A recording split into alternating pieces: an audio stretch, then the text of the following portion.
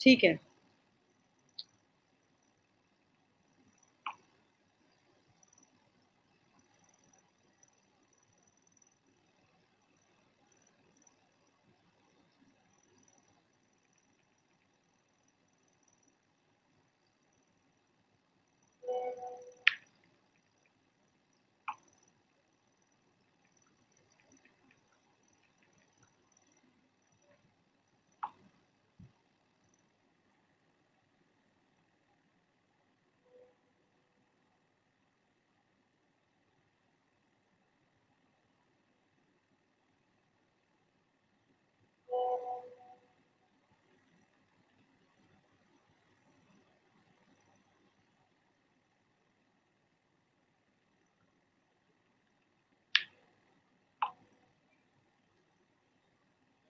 अरे वो समझ नहीं रहा है, तुम उसको लगाओ ना, एक बार टीवी पे लगाओ ना, उसको लगाओ एक बार, प्लीज लगाओ Manisha. He is going to go away.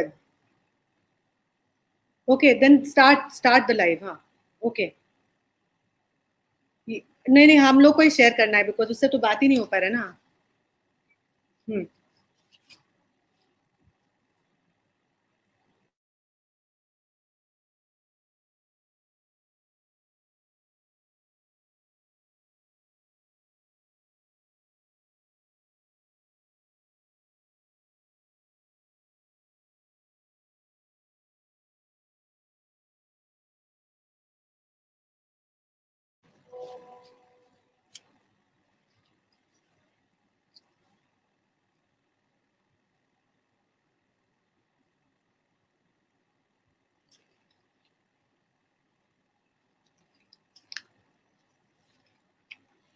Good evening, friends. I'm very happy to welcome all of you to an adda with the master storyteller, William Dalrymple, Flow Kolkata's first national event this year.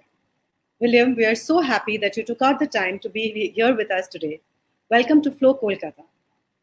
Friends, even though I have been tasked with introducing today's speaker, William Dalrymple, I believe that he really doesn't need any introduction.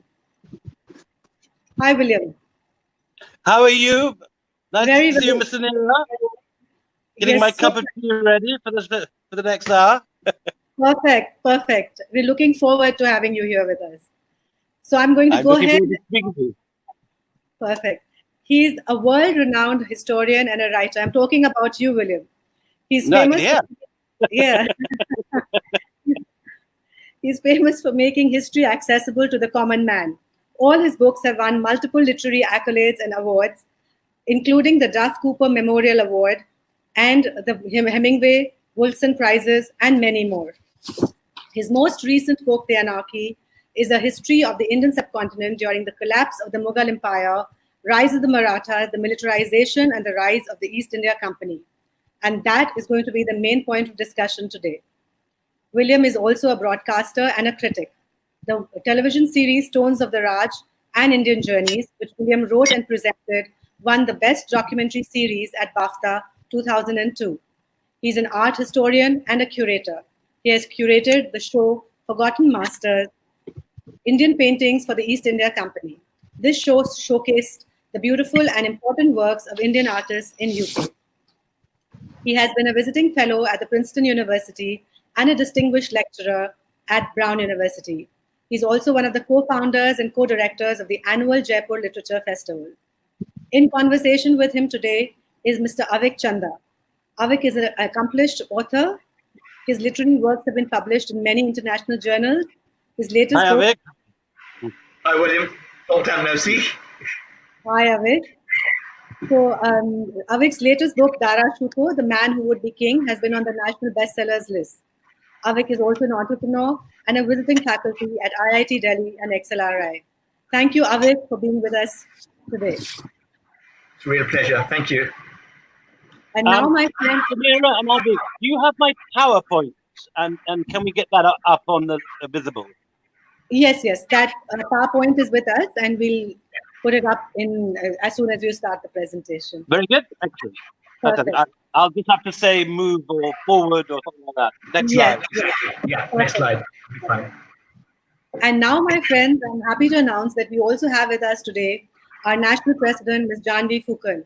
Welcome to Flow Kolkata, Janvi. It is indeed a pleasure to have you here with us today. As president of FLOW, Janvi represents over 8,000 women entrepreneurs and professionals. She has made promoting economic empowerment and equal opportunities for women her life's mission.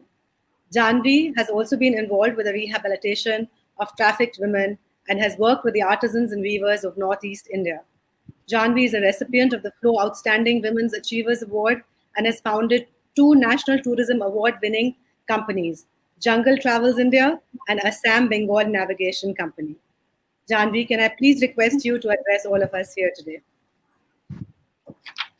Good evening, Kolkata. Kolkata, the city of joy and of eternal hope. I am delighted to welcome the Fomedian historian, William Dalrymple, on behalf of the 17 chapters of FICCI FLOW that I represent as the national president. Mr. Dalrymple FLOW is the oldest business house for women in South Asia, with 8,000 entrepreneurs, businesswomen, professionals, and the like. It's a matter of honor for me to be the first to hold this position from the land of the 7 sisters and 1 brother, which the FLOW Northeast chapter represents. Mr. Dalrymple, you may recall visiting Mon and Wakching in Nagaland with your wife in 2016, and my company has some lovely pictures of that visit. Travel has now become a distant dream with the world having changed around us. We at FLOW have learned to adapt quickly, to embrace technology, and today, our dramatically changed circumstances have in fact brought our 8,000 members closer together from different corners of our country. So here I am in Guwahati with the one and only William Dalrymple joining us from Delhi and our moderator, Avik Chanda in Kolkata. Indeed, Kolkata could not have been a more befitting setting to listen to the man who has brought alive the story of the world's first corporation, the East India Company, which established itself in India with the infamous Battle of Plassey in Bengal, then one of the richest regions of the world. We would like to, I'm sorry, ma'am, let's get there. With that, and it is it's ironical that it was again in Bengal that with the great famine of Bengal and 10 million dead, that the East India Company finally met its nemesis and led to the British Crown finally conquering India. So that history was fascinating to learn from your books, and it comes alive in your recent book. I would also like to mention here that I understand Mr. William Dalrymple is a blood relative of the great Virginia Woolf, one of the great literary figures of English history, of English literature. So I would contend that behind every great man, there is a great woman, right? So while we are here, I now look forward to listening to Mr. Dalrymple. And before that, I want to congratulate FLOW Kolkata chairperson, Sunita Chamaria, and her team for making this adda possible. And a very warm welcome to all the members of the FLOW Calcutta and the FLOW Young FLOW Calcutta who are here today. I would like to now request William Dalrymple to take us through his presentation. Thank you. Very good. Thank you, Jambi. Are you any relation of my friend Risha Fukan, who I visited in Guwahati on my way to Nagaland? I don't know whether it's a common name or not in Guwahati. Anyway, yeah. Risha is a great designer and entrepreneur. What was the name again? Risha Fukan. She's a young model and designer who designs the most beautiful things. Sangamitra is her label. Anyway, it's obviously a talented clan. I'm sure we know each other, but great to have you with us. Great. Well, I'm all set to go. If I can have the presentation up, that would be the next thing. Can we get the PowerPoint up and running so I can see it? Any sign of the PowerPoint? I'm ready to go as soon as the PowerPoint is visible. Oh, this is looking promising. I can see a little thing. Here we go. Fantastic. So next slide, please, whoever's controlling that. We can have the first image. That's the cover of the book. Next slide, please. Perfect. Okay, I hope you can all see that. I'm going to start, back to the, thank you. I'll say forward when I want it. So I'm going to begin this talk on the East India Company a long way from India, with this very English profile of Powys Castle rising up on a great knob of rock in the Welsh marches. And it looks the epitome of Englishness, crenellated walls rising up from Tudor box hedges. But go inside the tower and you'll find a very different world. Next slide. Next slide, please. There we go. So this is the main gallery of Powys Castle. And as you can see, it is filled with Indian treasures. There are swords and shields and talwars, elephant armor, ivory chessmen. Next slide. One or two quite major historical monuments, including this, which we're looking at now. If you go, that is the palanquin of Nawab Siraj-ud-Dowlah, abandoned on the battlefield of Plassey. And if you were to go through the arch at the end of the picture, you would find yourself in the campaign tent of Tipu Sultan. Now, you might well ask, what is all this loot doing in the middle of the British countryside? Because this is a private house, quite a long way from anywhere in the middle of the countryside, and yet it is filled with more Mughal items of value than any one collection in India, Pakistan, Bangladesh, or Afghanistan. If you want to understand what this stuff is doing in the middle of the Welsh countryside, you should perhaps look at the picture which you have to pass under to lead into this treasure house, this khazana. Next slide. Could we be a bit quicker, please, with the slide, Jenny? Here we go. Yeah, this will keep things. No, that's right. So this, as the caption points out, is Shah Alam conveying the gift of the Diwani to Lord Clive. It's a picture by Benjamin West, and it's at Powys Castle, and it sits over the entrance to the treasure chamber, the chamber filled with loot. And remember that loot, of course, is a Hindustani word. Lutna, to plunder, was a word unknown in Britain until suddenly in the 18th century it became a part of common parlance in English. And the reason it did so is the event that we are looking at in this picture. What is happening is that Shah Alam is handing a document to Lord Clive, who is the owner of Powys Castle. And that document is called the Diwani, which doesn't, of course, mean much to anyone in Britain or in India today. But what the Diwani was an act of, I suppose you would call it, involuntary privatization.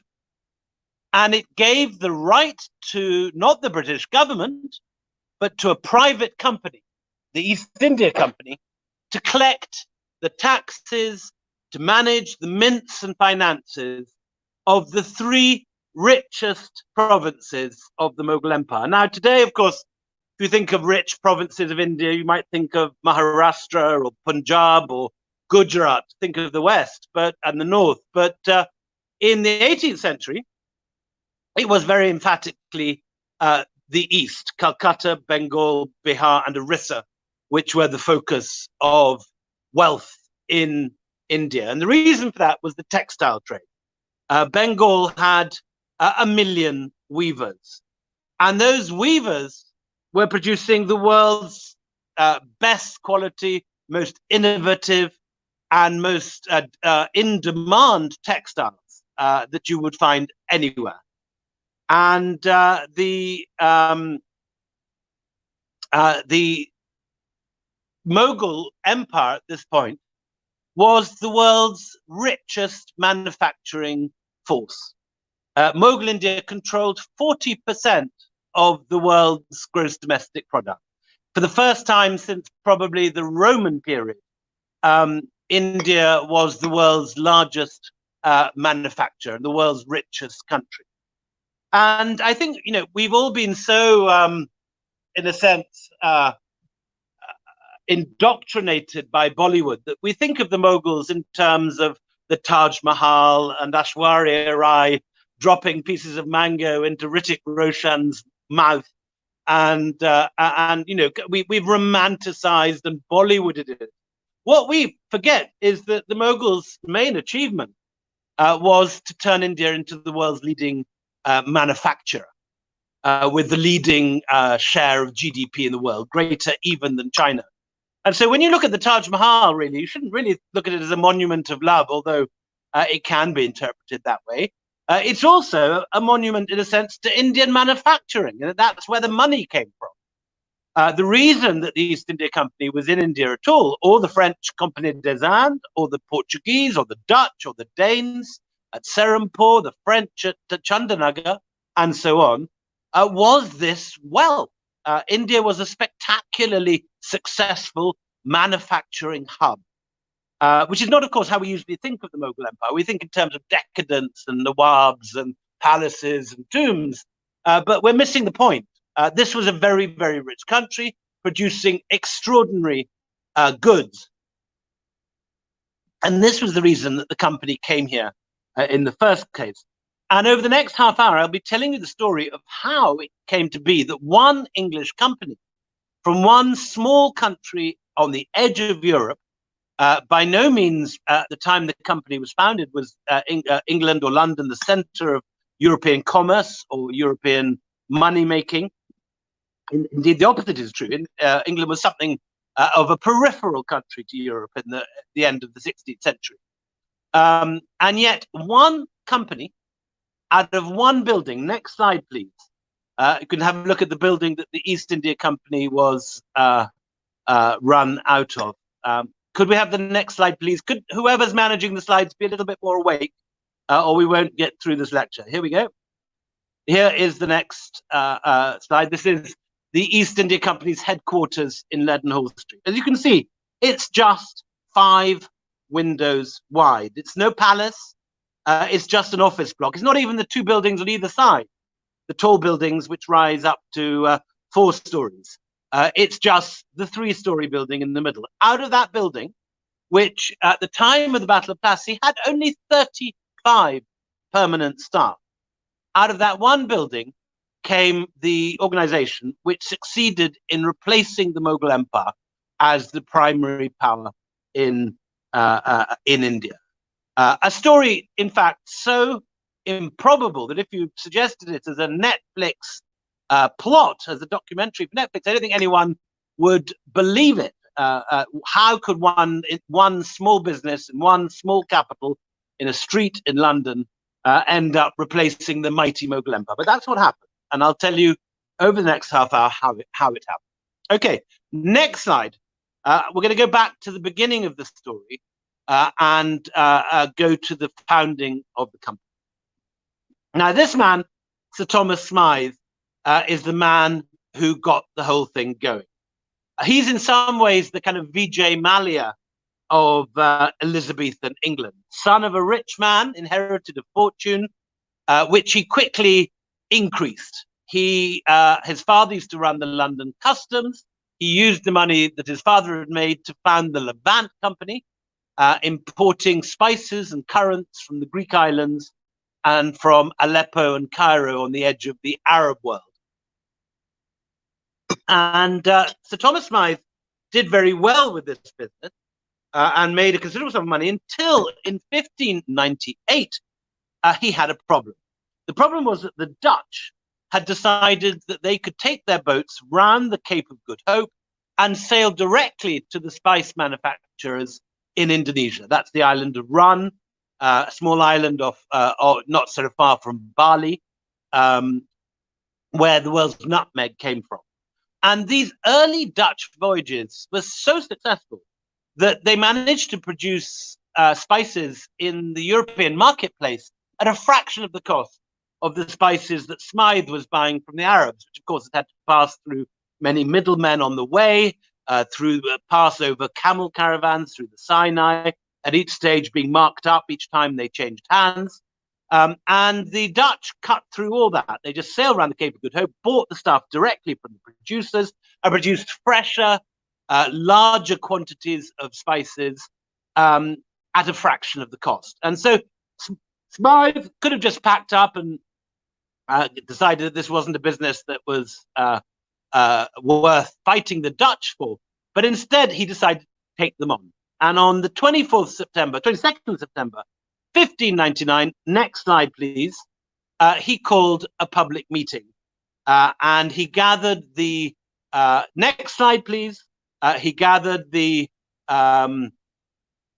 worthies of London at a meeting at the Founders Hall in Moorgate Fields. Now, Moorgate Fields today is just a rather grubby tube station in the city of London near the Indian High Commission. Any of you that have gone to India House in London will have probably stopped at Moorgate Fields tube station.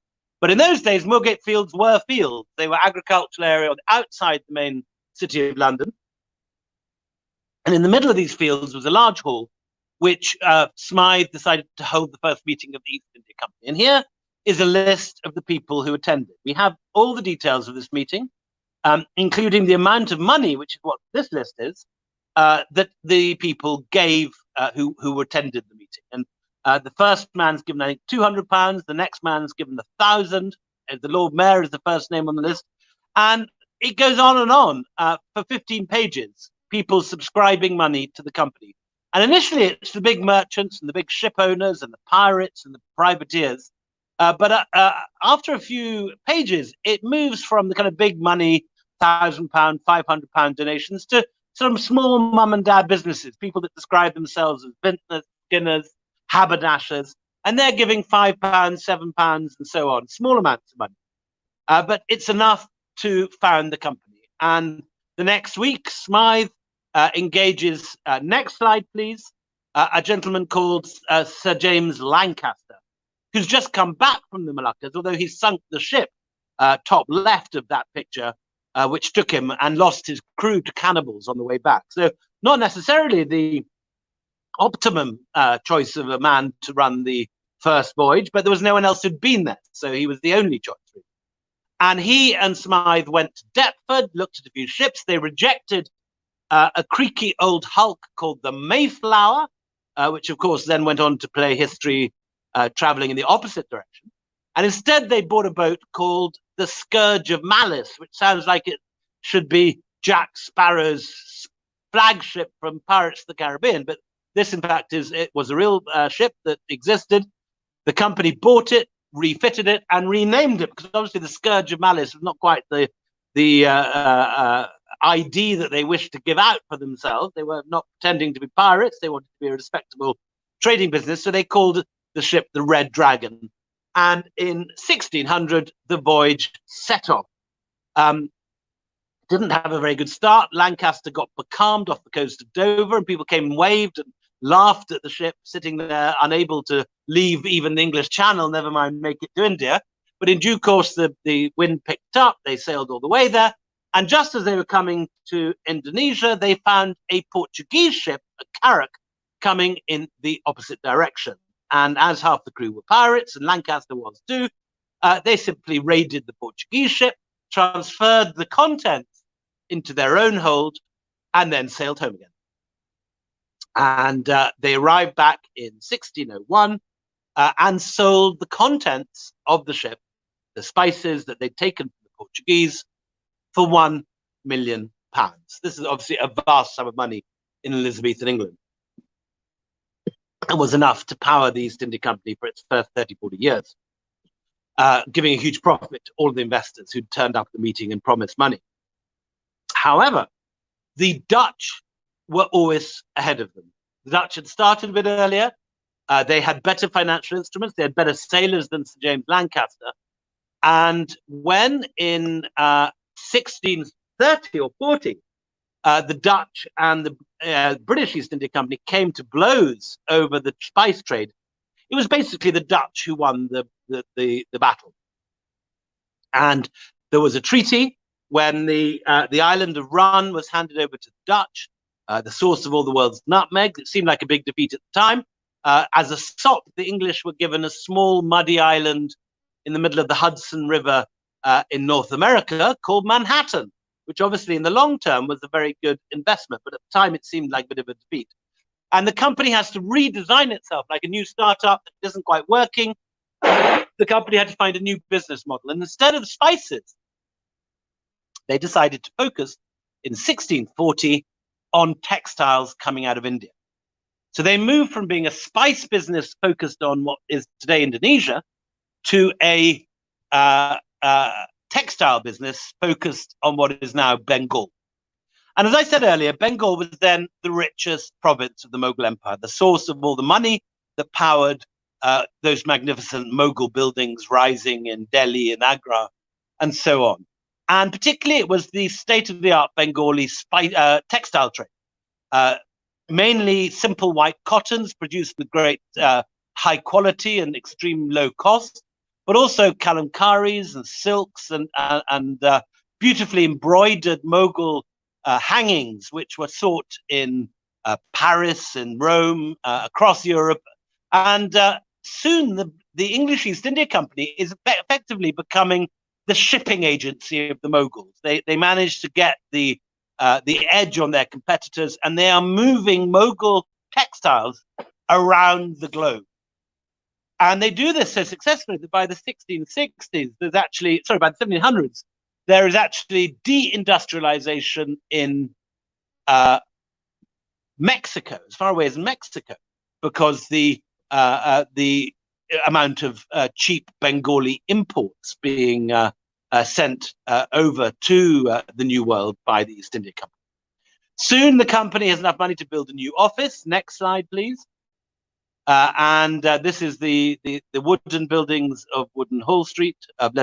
Here is the facade. You can see pictures of ships on the front. This rather nice wooden hall where the company had its meetings and its annual general meeting. They also, at the same time, built a new dock for themselves where they built their East Indiaman boats. Next slide. Deptford. One can see the boats being constructed here at Deptford. Next slide, please. Here it is. The boats lined up in Deptford Dock. And all goes well for the company, which is now making a very considerable profit. And through, in a sense, its defeat by the Dutch in the spice trade, they're onto a much better thing with the rising textile trade. And this wasn't planned, but this is a happy accident that means that the company is rapidly becoming the world's most successful and biggest business. Next slide. And all goes well until Aurangzeb, seen here on his battle horse, manages to overextend the Mughal Empire and provoke the Marathas into revolt. And Shivaji breaks out of his fortresses along the Western Ghats. He burns the Mughal port at Surat. 3 times, no less, he burns Surat.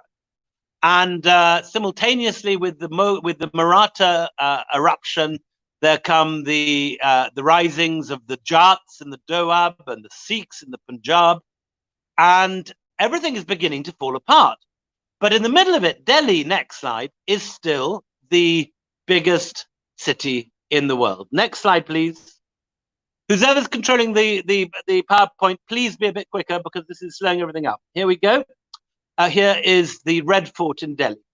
And the Red Fort is at the center of Delhi, which is the Shah Jahanabad, the largest city, not just in the Mughal Empire, but in the world, and also the richest. Next slide, you've got an image of the Chandni Chowk, one of the most elegant boulevards in the world. Next slide, please, the Chandni Chowk. You can see here from the Lahore Gate of the Red Fort, looking down the Chandni Chowk. Today, a mass of sort of tangled rickshaws and overhead telegraph wires and so on. In those days, though, this beautiful main street with a canal running down the center of it. And everyone is wondering who's going to get their hands on Delhi if the Mughal empire is losing power? Is it going to be the Marathas, who are moving ever closer northwards as they conquer Madhya Pradesh and take Gwalior and Indore and all the land that's now Madhya Pradesh? Is it going to be the Jats, who are closer near Agra? Is it going to be the Sikhs in the Punjab, who are raiding southwards? Everything is in flames. Everything is falling apart.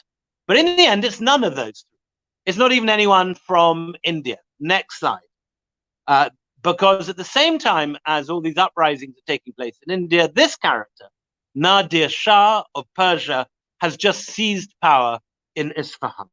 He's overturned the Safavid dynasty, and he's all set to come and, as he puts it, pluck some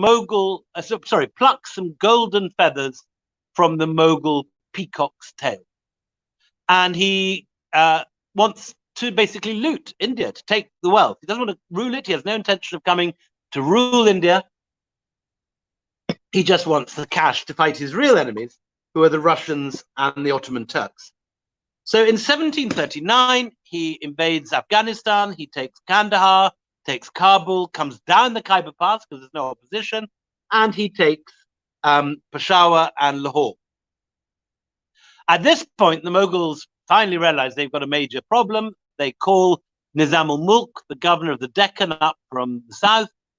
They gather the armies from Awadh. The Nawab of Awadh comes and joins the emperor, who is Muhammad Shah Rangila, and they mass on the plains of Karnal, waiting for Nadir Shah. But it's a complete mess. The Mughal army is outdated. It hasn't got the latest military technology. All the girls from the sort of equivalent of whatever the Khan Market's 17th century equivalent was, were there sort of taking the equivalent of selfies in their Dior sunglasses. There's dancing girls, there's Delhi society people. Everyone is massing on the plains. And facing this, you have a much smaller army. There's 1 million Mughals, but there's only 150,000 Persians. But they are armed with the latest technology, which is the swivel gun, which is a huge jezail that can fire an enormous lead slug through any armor that the Mughals have. And the Mughals don't know about this technology. And Nadir Shah successfully lures the Mughals out of their camp by pretending to retreat. They then charge at him. At the last minute, the Persian heavy cavalry part like a curtain, and there are the Persian light cavalry, the Persian heavy cavalry waiting for the Mughals with their swivel guns. 5 minutes later, it's all over. One volley from the swivel guns, and the cream of Mughal chivalry lie dying on the fields of Karnal. That evening, next slide, Nadir Shah invites Muhammad Shah Rangila to dinner. Here is Muhammad Shah on the left and Nadir Shah in his hat on the right. And the idiot goes with only a small bodyguard. And Nadir Shah, who does not stand on honor, he's a self-made man, he has no interest in chivalry or anything else, simply arrests Muhammad Shah Rangila. And the next day, he takes him into Delhi. 6 weeks later, he leaves again. With him, he takes the Kohinoor, the Peacock Throne, and 8,000 wagons filled with jewels and gold. 8,000 wagons. The entire loot of the Mughal Empire, everything the Mughals had gathered from around India, and before them the Delhi Sultans, is simply shipped off to Afghanistan, to Herat, in one fell swoop. And without the money, with the treasury completely empty, the Mughal Empire simply falls apart. There is no money to pay the civil service. There's no money to pay the army. And it's like you take a great Baroque mirror and you throw it out a third floor window. It shatters into 1 million pieces. Each one of the Rajput states, Udaipur, Jodhpur, Jaipur, the Maratha states, like Gwalior and Pune, and Nagpur, the southern states like Tanjore, everything splits up and becomes independent. Marathas, Nizam of Hyderabad becomes independent. And where before you had one unitary state with 4 million men under arms, now you have hundreds of little states competing against each other. And culturally, this is a very good thing. This is the period of Nine Sukh and the great Bahari paintings. This is the period of the rise of both Hindustani and Carnatic classical music. This is the great period of dance, wall paintings, some of the finest palaces in Rajasthan are built about now. But in terms of defense, India is now got a divided polity. Everyone is up for themselves. Everyone's army is, as a result, much smaller. Next slide. And the people to take advantage of this are the two rival East India companies, the French and the British. Now, this may look like a sort of gay pride parade, but this is the latest in 18th century military technology. These are the Madras sepoys dressed up in imitation of the French. The French, of course, invented these natty little voguey shorts are what the sepoys are wearing. And while the Marathas have been raiding India and the Mughal Empire has been splitting up, there's been a military revolution taking place in Europe. Frederick the Great has invented a new form of warfare based on infantry with socket bayonets, file firing, a horse artillery that can be moved around a battlefield at speed, new 18th century developments in ballistics and grape shot and explosive shells. And all this technology, which has revolutionized warfare in Europe, is brought to India by first the French, who in 1740 defeat a large Mughal army from the Nawab of the Carnatic. 40,000 Carnatic Mughal cavalry troopers are sent packing by a small group of 200 Pondicherry sepoys. And suddenly everyone realizes that warfare is never going to be the same again. And the sepoy and the infantry maneuver is what dominates warfare now for the next century. And for the next 40 years, no one can defeat the company sepoys. It takes Indian forces 40 years to match this military technology. But between 1740 and 1780, there's absolutely nothing any Indian force can do really to take on a fully armed, fully prepared company army. Now, the first man to feel the heat on this and the feat is Siraj-ud-Dowlah, next slide, of Bengal. In 1756, he raids Calcutta and he takes Calcutta, throws the survivors into the black hole of Calcutta, where many of them die. And this is because the company has very arrogantly rebuilt the fortifications without seeking his permission. And Siraj-ud-Dowlah, who is a kind of nasty little psycho, contrary to what you read in your textbooks, his cousin describes him as a bisexual psycho rapist. That's Ghulam Hussain Khan in the Sayar Takareen gives a very unpleasant description of this man. Siraj-ud-Dowlah takes Calcutta, but he does it with incredibly bad timing, because the same day that the news of the fall of Calcutta reaches Madras, next slide, a British Marine force turns up under a man called Robert Clive, seen in the next slide in his red coat. Here he is. Robert Clive is also a kind of nasty little psycho, well matched for Siraj-ud-Dowlah. He is a sort of village delinquent from Shropshire who has revolutionized warfare in the company armies by breaking all the rules. He attacks at night and fog during thunderstorms. He's very aggressive. And Clive has turned up due to an error of intelligence, rather like the faulty intelligence which led to the Iraq War, the famous dodgy dossier. Clive has come to India chasing a French fleet, which intelligence has led the East India Company to believe has sailed for Bengal. In fact, that French fleet sailed for Canada, the opposite direction. But they don't know that. So they arrive in Madras, find no French fleet, but instead they hear that Siraj-ud-Dowlah has taken Calcutta. So Clive seizes his moment and says, we must retake Calcutta, our honor is at stake, our trade is at stake, the company's share price is at stake. And he sails up the east coast of India into the Hooghly, retakes Calcutta, then destroys Chandanagar. And he's about to go back to Madras in case the French do finally turn up. And at that point, he gets a letter from a man called the Jagat Seth.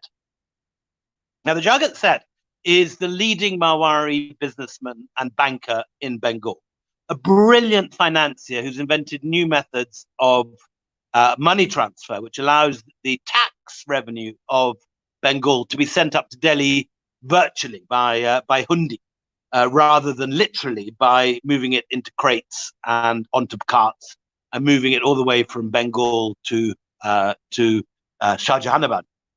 And the Jagat Seth takes 10% on this transaction, this money transfer. Money's paid into his office in Murshidabad, and it's withdrawn in Shahjahanabad. And every year he just takes 10% cut. He also takes a cut on the minting of the Mughal rupee, which he produces for the eastern half of the country. And he has, in the process of a generation, become the richest man in India. What the Rothschilds will be in Europe in the 19th century, the Jagat Seth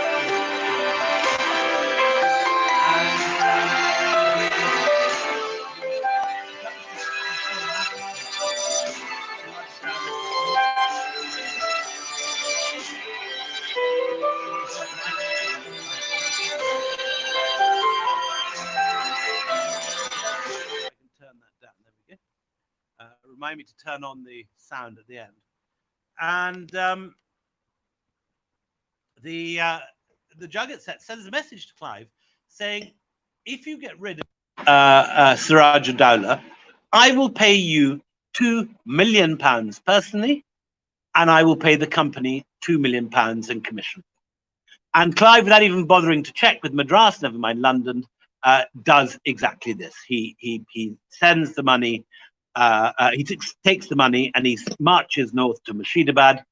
And at the Battle of Plassey, there is the famous battle in British textbooks. Next slide, it's shown to be this heroic battle of English valor defeating the massed ranks of the Mughals. But in actual fact, it's a big setup because Mir Jafar, next slide, the general of Siraj Dowlah, Mir Jafar is also in the pay of the Jagat Seth and is part of the conspiracy. Next slide, please. We need to see Mir Jafar. And towards the end of the Battle of Plassey, Mir Jafar simply walks off the battlefield and leaves Siraj Dowlah exposed. Siraj flees the battlefield, is caught, killed, and 5 days later, Clive walks into the treasury at Murshidabad and simply helps himself to the jewels. He stuffs his pockets, literally. When he's later questioned about this in Parliament, he replies, "My lords, I was astonished at my own moderation." And he then takes the entire contents of the Murshidabad treasury, loads it in barges, and floats it downstream to Calcutta. And in this way, the East India Company gains dominance in Bengal with just one battle. 7 years later, there's a second battle. Next slide. Shah Alam, the Mughal emperor, has joined up with the Nawab of Awadh, Shuja-ud-Dawla, and the new Nawab of Bengal. And the three of them launch an attack on the company, wanting to drive the company out of India. Next slide, please. You can see Shah Alam lying on his divan down here. The Battle of Buxar is another company victory in 1764. And suddenly the company finds that there is no one left in North India who can defeat it. It has defeated the Mughals and it has replaced the Mughal Empire. And it doesn't take long for the company to begin to change its behavior. Now they've got no one to please. The British government is not carefully watching what's going on. They're just very happy to take the tax and customs revenue. This, after all, is a private company. This is not the British government. And you know, the Victorians were embarrassed by the mercantile beginnings of their Raj and rather sort of downplayed the independence of the company, which I think Indian historians have continued to do. But this is, you know, the East India Company was a separate from the British government, as Facebook or Google or Twitter are separate today from the American government. You know, it's an independent joint stock company. It was, in fact, the first joint stock company, the first to this new sort of business operation. Now that it controls North India, it can do two things. The first of all, it can start planting opium. And it uses this opium to sell to the Chinese to buy China tea, which is now growing in popularity in Europe. And they sell the tea in China, the Chinese tea in India, in Europe, and in America. They also use the money to enlarge their army. Next slide. They move from 20,000 sepoys to 40,000 to 100,000. Here are the first generation of sepoys. But by 1799, next slide, you can see there are many, many, many different regiments all lined up. Next slide, please. Here we are. This is it. The different East India Company regiments in 1799. And at this period, the company has a private army of 200,000 troops at a time when the British government only has 100,000 troops. In other words, this private company has a larger army by a factor of 2 than the British government itself. I mean, an astonishing turn of history. And this private army of brown Indian sepoys, not white imported soldiers like in the Raj, but this is an Indian army of Indian sepoys, is paid for by Indian bankers like the Jagat Seth and Gopal Das, the great Seths and bankers of Allahabad and Patna. So the company's pulled off this incredible trick. It's conquered India using Indian troops paid for by Indian capital. Why do the Jagat Seths and the bankers lend to the company? Because unlike the Mughals, the company is a corporation. It understands about interest, repaying on time with interest. That it's not a favor, that it's an essential part of business to repay your debt. So it has a sort of AAA credit rating, if you like, in modern terms. And the bankers are delighted to do business with it. However, delightful that they may be as as debtors who repay their money on time, the company now, untrammeled by worries about the Mughals or anyone else, it begins quite literally to asset strip Bengal. And in this period, individual company men are shipping home often £1 million a year each. I mean, there are vast sums of money. When you go to England and you see one of those beautiful 18th century Georgian country houses in the hands of the National Trust, usually today, with tea rooms and so on, and it looks like Colin Firth might stride out in his breeches and sort of paddle through a stream on his way to meet some Jane Austen heroine. When you see those buildings, they are built with money shipped out of India at this point by the East India Company. It's also built, of course, on the product of slavery and the Caribbean slave trade, which is the other great stream of income coming into Britain at this point. But the company is half of it. And the company now is a global multinational. Next slide. It's growing. Here's Colonel Todd taxing the land revenue. It's assessing land across Hindustan and taxing people for it. With the profits, it buys its what it calls its investment, which means the textiles that it's going to trade, whatever else it's going to sell in Europe. And so it no longer has to import bullion from England to buy textiles. It just taxes Indians and spends the taxes on textiles, which it then sells at a profit. It's a brilliant business model. Next slide.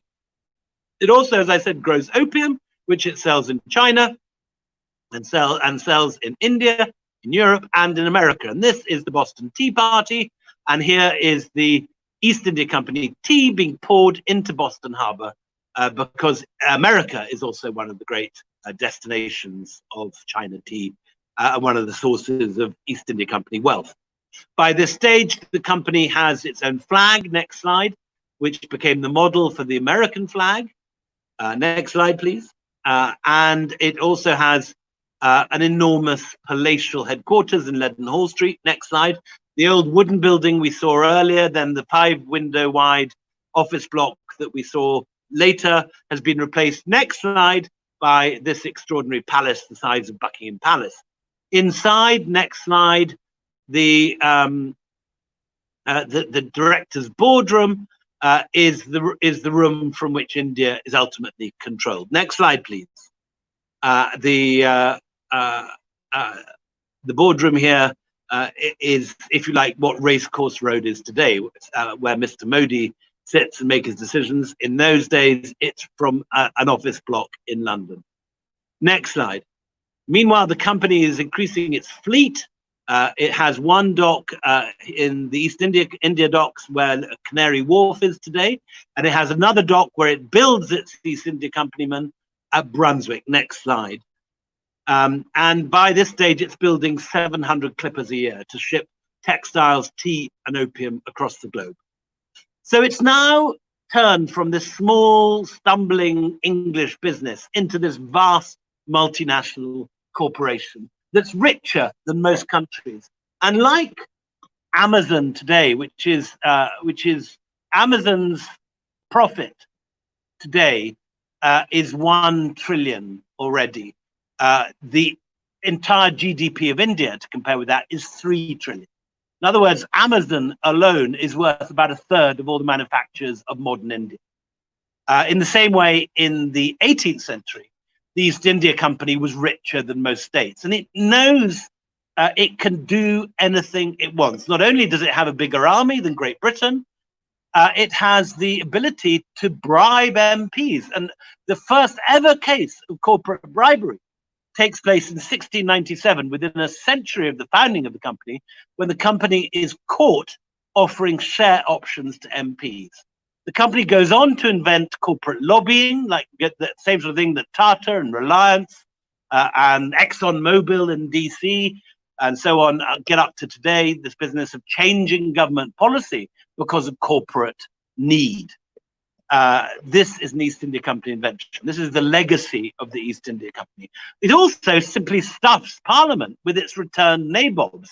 These guys who've shipped home £1 million spend their money first on a country house, then on a rotten borough, so that they can enter Parliament. And all this is a very nice little earner. Money is pouring into Britain. The government doesn't care because it's providing half the tax revenue for the country and a third of the customs. It is a massive boon to Great Britain, but it is also, of course, asset stripping, plundering, and looting India at the same time. And people in India know this. Ghulam Hussain Khan, the great chronicler, writes about how his Mughal ancestors may have looted and pillaged, he says, but they at least spent their money within India. The difference with the East India Company, he realizes, is that the profits go abroad. The East India Company doesn't build red forts and Taj Mahals in India using Indian businessmen. It ships the money home and employs English craftsmen in the home counties to build massive palaces for its nabobs. So all this is looking very profitable, but like any greedy company, it gets too big for its boots. And in 1770, only 6 years after the Battle of Buxar, it presides over the worst famine in Indian history, the Bengal famine of 1770, when 5 million Bengalis die of starvation. Now, unlike traditional Mughal or Indian rulers who set aside grain for rainy days, for famines, and who, if a famine does occur, they use their resources to provide famine relief work for unemployed laborers. The company is a corporation. It doesn't see its job to look after Indians or to care for migrant laborers. It's just there to make a profit. And the sepoys are sent out into the provinces where men are dying in the thousands and just erect gibbets. And if anyone, even if they're starving, doesn't pay their full tax revenue, they're simply hung. So when the East India Company discovers that the taxes have been gathered in full, despite the famine, the shareholders shockingly vote an increased dividend for themselves from 10 to 12.5%, while 5 million Bengalis die of famine. It's an incredible tale of corporate greed. But it is the source of the company's demise, because in 1770, They managed to get full revenue by simply looting and sending the sepoys out. But by 1772, there's nothing left to extract. They've literally asset stripped Bengal, cleaned it dry, picked the bone clean.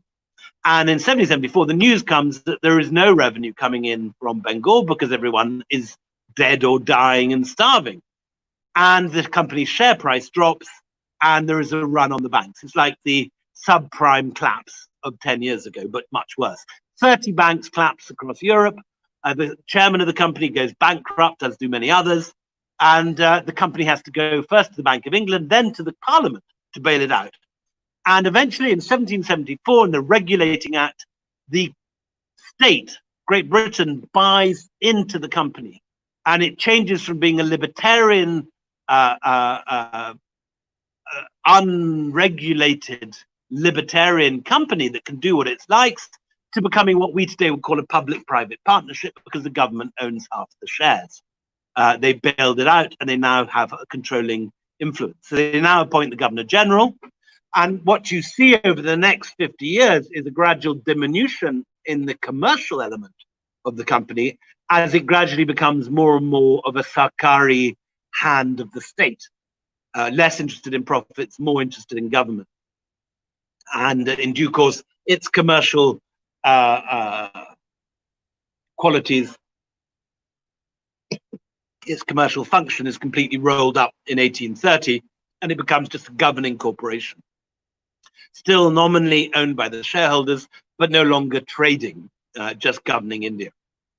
And then in 1857, next slide, there is the final act when the great uprising breaks out, and what in Britain is still called the Indian Mutiny, but which here is called the First War of Independence, breaks out. And in the aftermath, Delhi is stormed. Next slide. And maybe 100,000 are killed in the very bloody hangings and retributions which follow. It's a horrible episode, but it's too big a mess to be disguised by the company. Everyone in Britain is following the news. The first ever war correspondent, William Howard Russell, is sent out by the Times to cover it. And he reports the complete mess with sepoys being blown from the mouths of cannon. Delhi is empty because the whole population has been deported. And it's such a mess that in 1858, the company is finally nationalized and rolled up and the British Raj begins. But the strange thing is that we know all about the British Raj. We know about Kipling and Curzon and all those guys in empire building shorts marching around in pith helmets and so on. But we've forgotten really about the company. The company, though, was around for much longer. The Raj lasts only 90 years, from 1858 to 1947. But the East India Company was around for 250 years. And it is the company which created British rule in India, and it is the company which extracted Indian wealth for the benefit of Great Britain, or rather for the benefit of its shareholders, who were largely British. But why did the Indians support this? Why did the Marwari bankers pay for this? Why did sepoys join its army to fight their brethren? The answer is the company was very clever about making itself acceptable to Indian rule. So the Calcutta is like Dubai or Singapore today. It was a tax-free port. That's why the Marwaris went there, because they didn't have to pay tax. They could make as much money as they liked, and the East India Company didn't tax them. Later, when the company, after Buxar, begins to break up the big Mughal Jagirs, it auctions them off. Who buys it? The Maliks, the Tagores, the Debs, the Bhadralog. And the Bengali Bhadralog also buy into the company in terms of company bonds. When the company goes to war, it needs to raise money. It puts up bonds which offer enormous high levels of repayment if you lend to the company, and the Bhadralog invest in that. So when you go around all those gorgeous North Calcutta mansions next Pujo and go and see those gorgeous mansions, they are built on money made with the company by the Bhadralog who are in business with them. It's a profitable business, and enough Bengalis make the choice that the company is the least worst option, when the other two options are the Marathas, who raped and pillaged Bengal in the 1740s. That's why the Maratha ditch was built. Or the Mughals, who they've been ruled for a century, and then now they've had enough of. So as far as the Bengalis are concerned, the company may asset strip and loot, but it's the least worst option when the other two options are the Marathas and the Mughals. Next slide.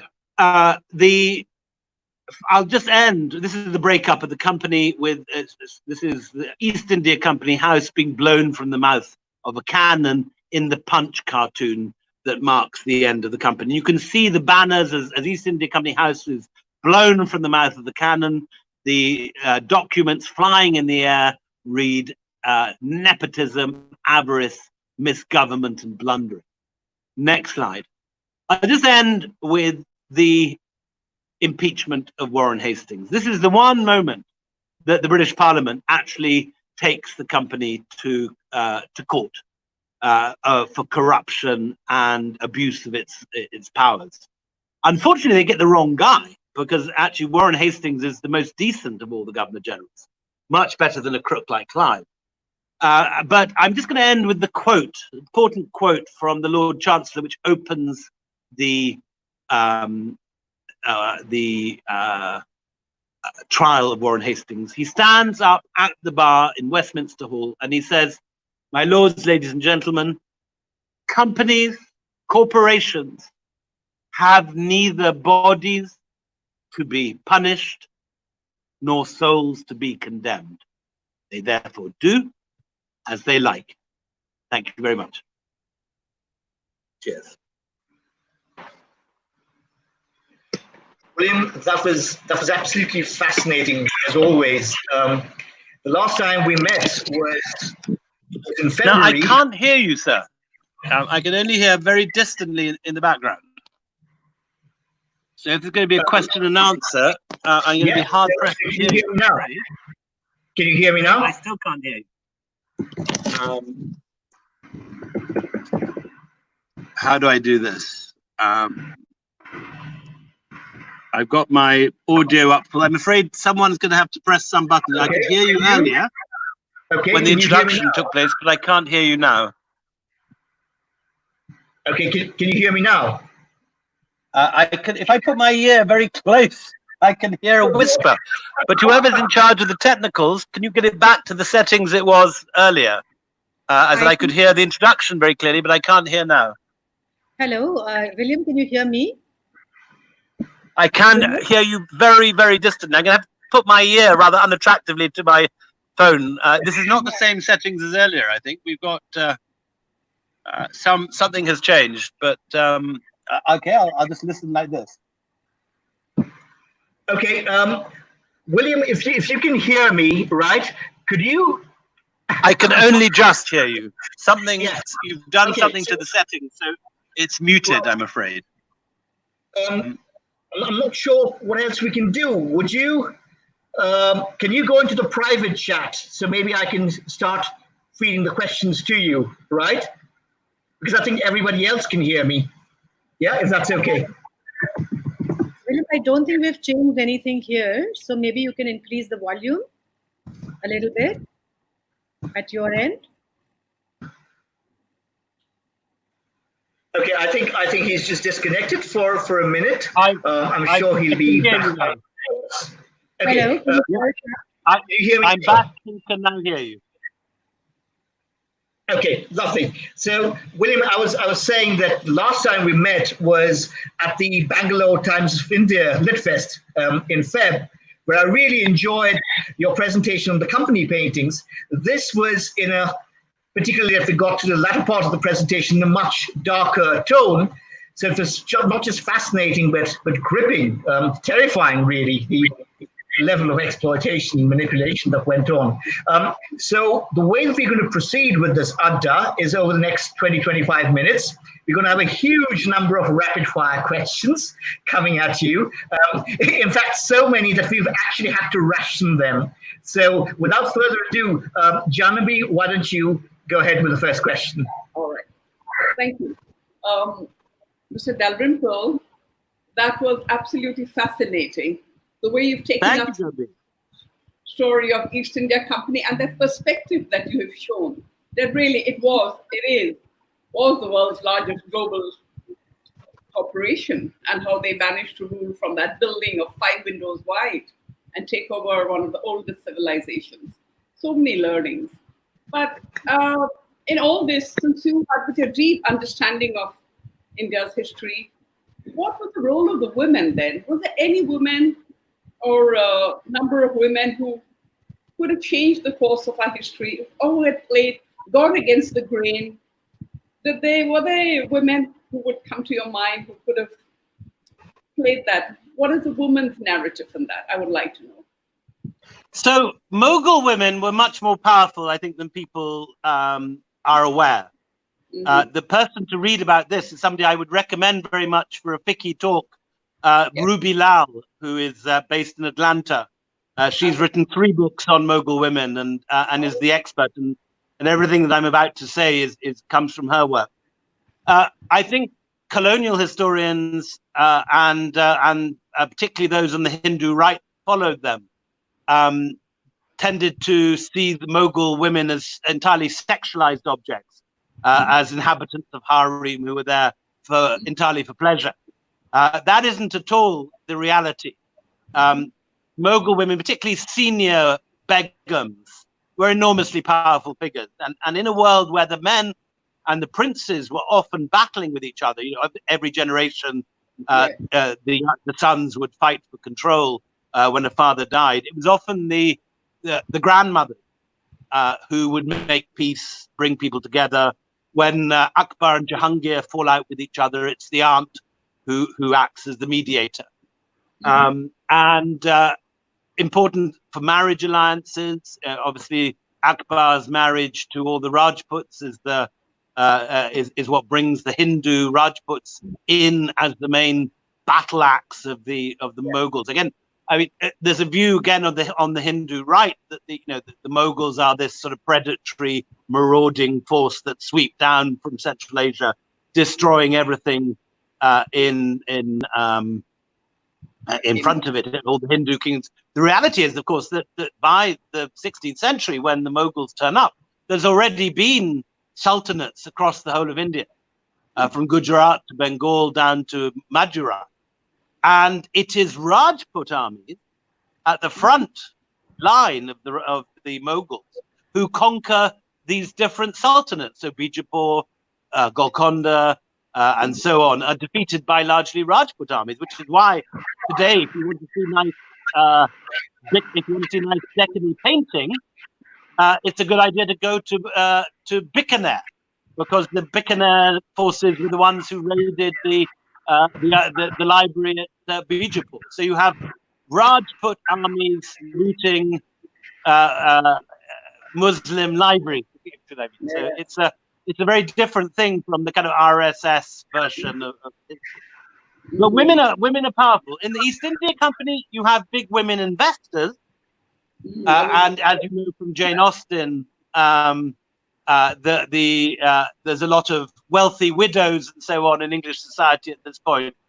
And there is a study that there are articles which I've read which make the point of a disproportionate number of women investors in the company, but no women, as far as I'm aware, were ever executives in the company. It was very much a male organization in terms of, and for that reason, you have English and not just English, British men, a lot of Scots too, coming out to Bengal and falling in love with the gorgeous Bengali women, with the result that in the 1780s, Calcutta is about 1/3 Anglo-Indian, a forgotten moment in Calcutta's history. And you have massive intermarriage because the British take very much to the forebearers of fiqhi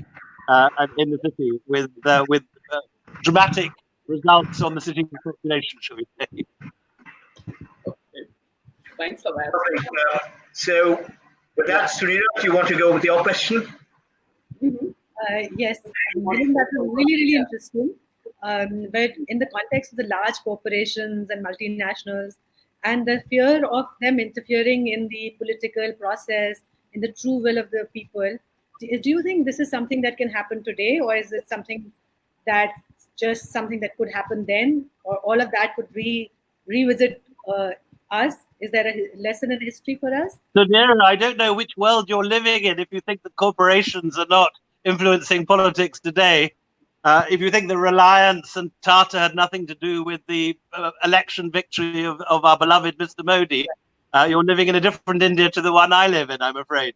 No, of course, corporations, not just in India, but in Britain and America and all democracies, play a massive role. And the corporate donations are absolutely at the center of the whole business of how democracy works, how elections are fought. And from the time of the company, there's always been this thing of unspoken pro quid quos. You give a corporate donation to support a political party that you favor, and in some way you expect repayment of some sort, whether in terms of policy or in terms of direct pro quid quos, ports being opened, environmental restrictions being lifted, and so on and so on. So, no, I mean the world where spectrum is for sale, where coal can be mined, where ports are built, where this is the world we're very familiar with in modern India, where political parties, frankly, can be bought, is a world created by the East India Company, and arguably is the East India Company's final kiss of death to India. Yes, correct. Yeah. So, William, we're going to proceed with some of the questions coming in from our live viewers. And one that you see on your screen is saying, tell us something more about your working style. So if I can add my 2 pence on that, there was this presentation interview that you did maybe like 10 years ago, where you talked about your writing process and likened it to Chinese cooking, if I remember correctly. Do you still see it that way? Sure. So when I mean, obviously I write different sorts of books and they have different processes, but the 4 big history books were all very much alike.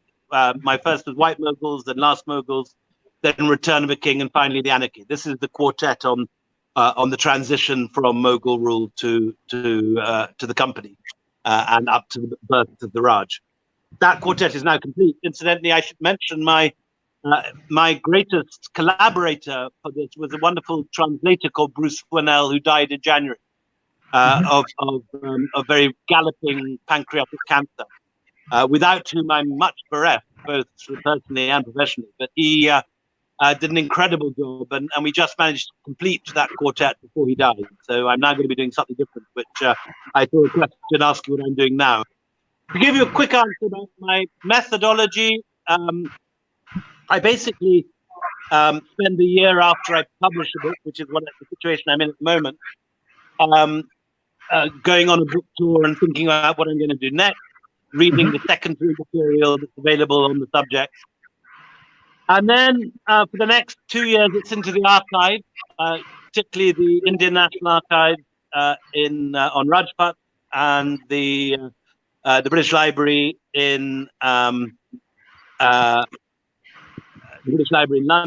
where the 2 principal repository of East India Company and Persian sources for the period.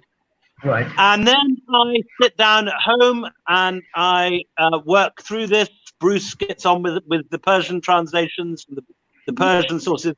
The Mughals wrote fantastic history, very little of which is read today. And the reason for this is that no one in this country reads Persian anymore. Persian was the language of government in this country from the 1200s until the 1830s. And there are literally a handful of people left in India that can read Hindustani Persian. A generation ago, many of your grandfathers, I'm sure, would have been able to read Persian fluently. But the art and the skill has gone, which means that if you can get access to this material, you gain access to the first-person version of the Mughal version, which otherwise is lost. You're just using colonial English sources. And it's very much been at the center of this quartet. that I've written to get those Mughal sources translated and get the Mughal point of view, so that you don't just get a British version of events.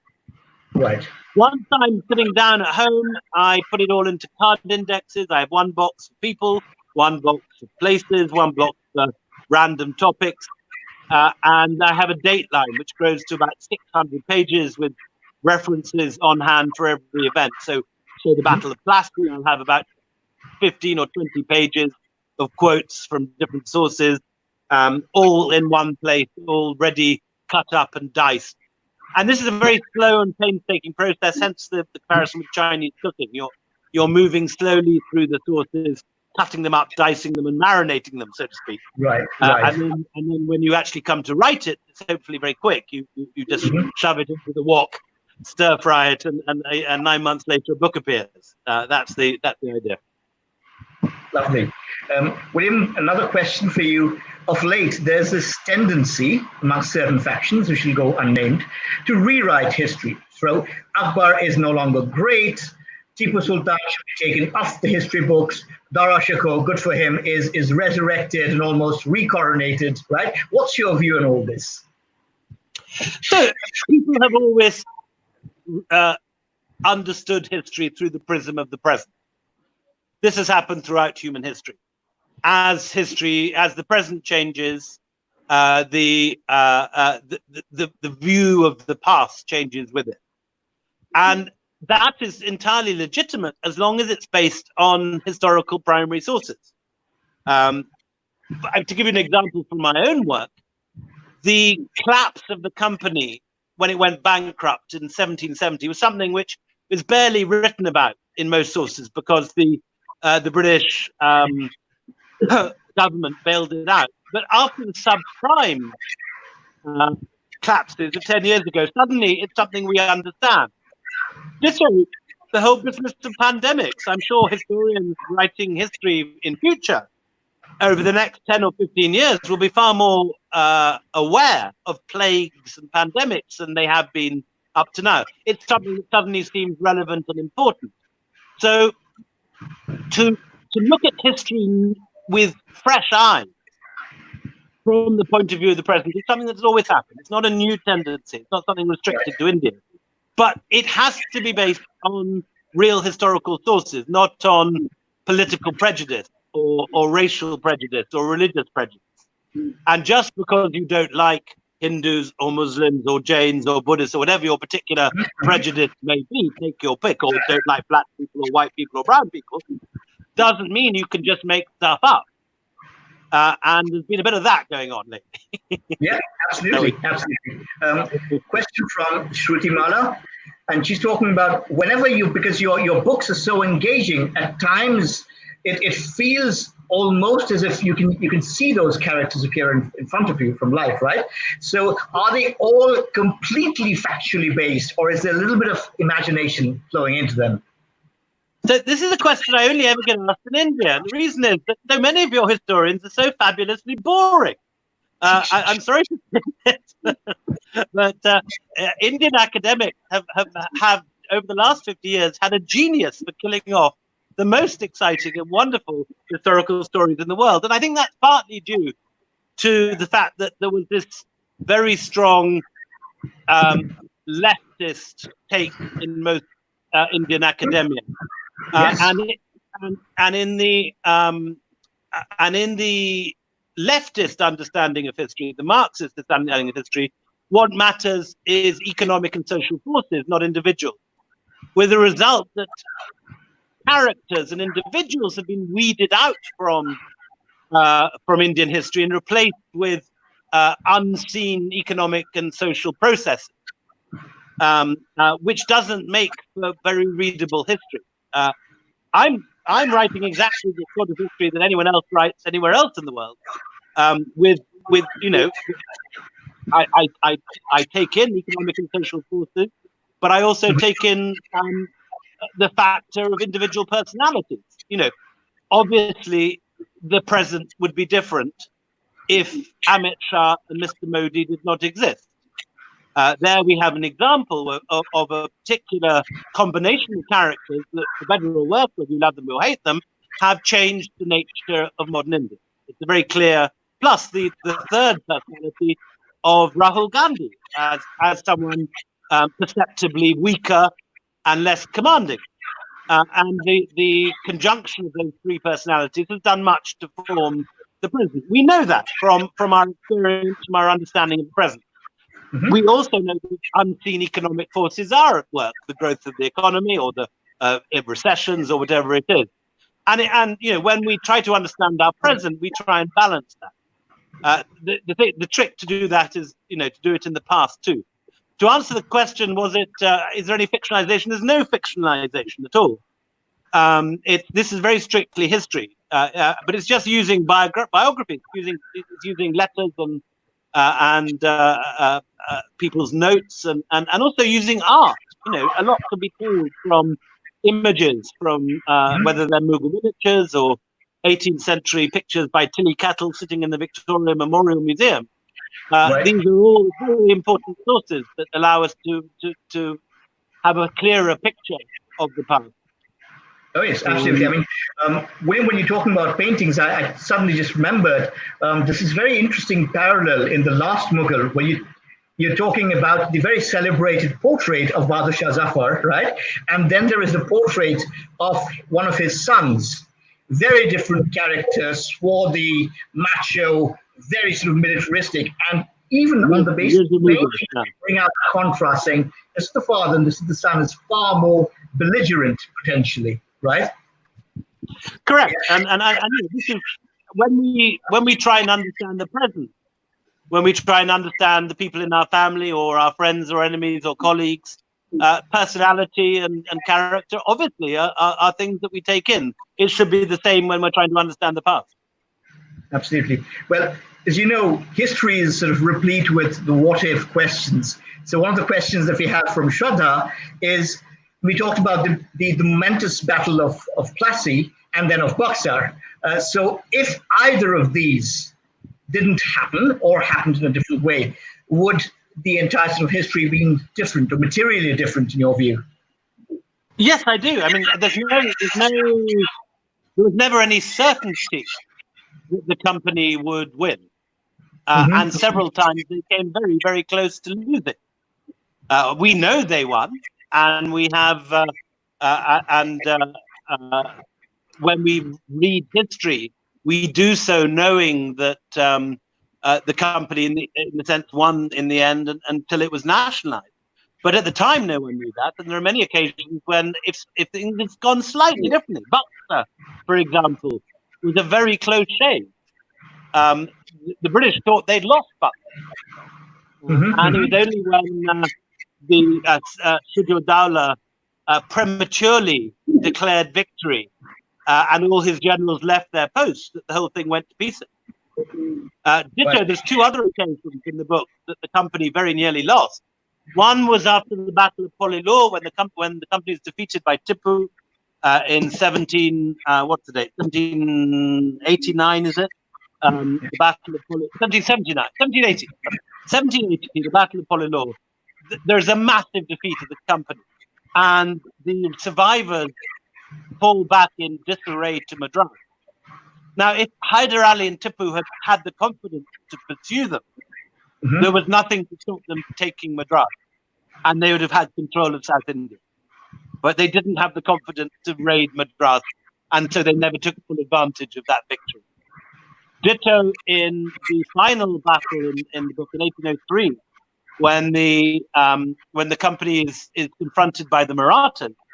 If Scindia and Holkar had formed a united front, it would have been a very, very unlikely outcome for the company to win, because they were very nearly defeated by both Scindia and Holkar working separately.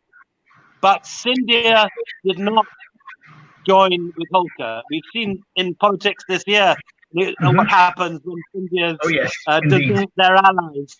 The same happened in the 19th century. And so, you know, I mean, the company won by the skin of its teeth several times. Indeed. got what we'll do is we'll make this maybe the penultimate question from Manjari. Which period of Indian history fascinates you the most and why? Well, for 20 years, I've written about the same period, which is this space between the Mughals and the Raj, between Aurangzeb's death in 1707 and the Great Uprising of 1857. And the four books: The White Mughal, Last Mughal, Return of a King, and most recently, The Anarchy. And that is, I mean, it's a fascinating period, partly because so few people have written about it. It's the forgotten period. People write about the Great Mughals, they write about the Raj. There's tons of stuff on Curzon, there's tons of stuff on Shah Jahan. But in between that, you've got this extraordinary period when India is ruled by a corporation and for profit. And that's the period that has always interested me. Also, it's a very different period socially to the Raj. We're so fixated with this image of, the East is East and West is West, which was true for the Raj proper, that we have forgotten the incredible intermixture which took place and the mingling which took place in the East India Company, which is the subject of White Mughal, a period when 1/3 of British men in India were married to Indian, largely Bengali women. And I think that has hugely changed both British and Bengali culture. The Bengalis remain the last Anglophiles in the country, I think. Indeed, and that sort of continues to the day. We sometimes call ourselves the brown sahibs. Well, there's a good reason for that. Many of you, unknown to yourselves, I think, have more European blood than you realize genetically. I certainly have a great deal of Bengali blood when I had my blood tested, so it runs in both directions. I have Indeed. a great-grandmother from Chandanagar. Right. So we're coming towards the end of our program, and we'll have Janavi ask you the final question and then wrap up. Over to you, Janavi. Thank you. Well, Mr. Dalrymple, you have taken us through such a vast course of history, and one can listen to you all night, but we do need to wrap up. But I have a question for you. Ever you go beyond the Mughal into the British Raj, I hope you... No, I'm not planning to do that. I have a huge dislike of those characters like Curzon and Kipling. What I'm doing instead is going earlier, and my next project is a look at the diffusion of Indian ideas around first Asia, then the world in the early period. So Buddhism going north into China, Hinduism to Southeast Asia, and Indian mathematical and astronomical ideas going westwards, first to Baghdad and the Abbasid Caliphate, and then from there in Fibonacci. The mathematician Fibonacci was the man who introduced Indian numerals to Europe. And he did so because he was born and brought up in Algeria, where there was a peasant trading post that his father was part of. And so the whole story of... So I think this is so this is a period that again is oddly unwritten. Yeah, it's such a vast topic, I know. But the Northeast is poorer without getting your storytelling for the subjugation of the hill tribes, for the opium trade, the tea industry. Well, I'm very fond of your homeland. Guwahati is one of my favorite parts of India, and I've had many happy explorations around Kamakya and Kaziranga and so on, and I would love to write more, but I don't think there's going to be actually much, I'm afraid, much Assam in the next book. There's quite a lot of the Anarchy. There's a little bit of Assam in the Anarchy. And a great deal of... We love... Half the book is about Bengal. And sure, I would. And please give us the woman's narrative, too. We need the women's story coming out. The woman's narrative. More of the woman's perspective should come out more.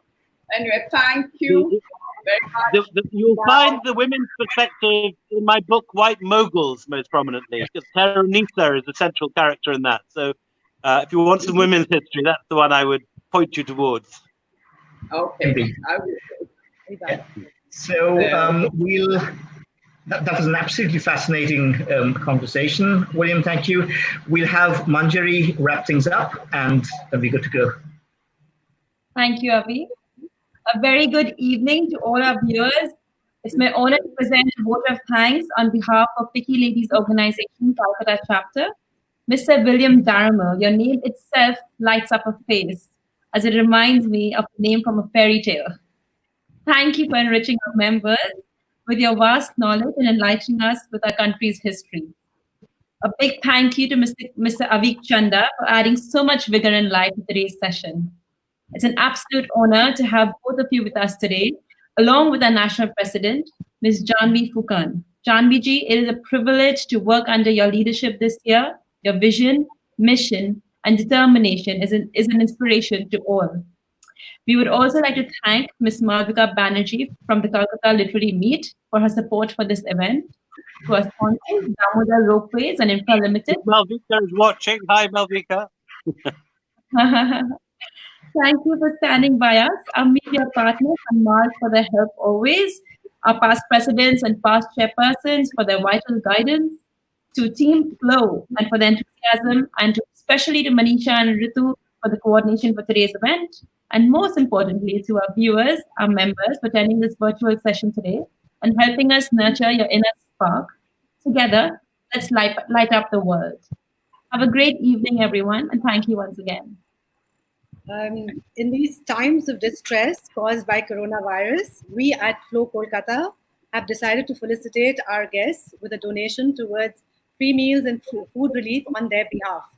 In this regard, we have chosen Akshay Patra to execute the same. Akshay Patra and their supporting organizations have served over 60 million free meals so far. I now request our national president, Janvi, to felicitate William and Avik. Thank you. This beautiful idea that our young chapter has. So the certificate will be shown to you. Can we see the certificate, please? Yes. Thank you. This is how many free meals is that? 200 meals. Very good. 200 meals from your side, and one for Avik Chanda. Can we see that? This is for Avik Chanda. 100 meals. So thank you very much, gentlemen, Flo. You all have done a great job and been wonderful talking to you. We could talk all night. How many people are watching this out of interest? Do we know a number? I think we have about 150. Is that correct? How wonderful. And of course, we will have more checking on YouTube, right? Yeah, so William, the way that this platform works, right, is we've got it hooked up on Facebook Live and YouTube. But the good thing is tomorrow we put those YouTube links up. So a whole lot of other people who've missed it today can then go on and watch it going forward. Fantastic. Thank you, ladies. Thank you for your time. Thank you. Thank you. Have a great evening. Bye-bye. Bye-bye.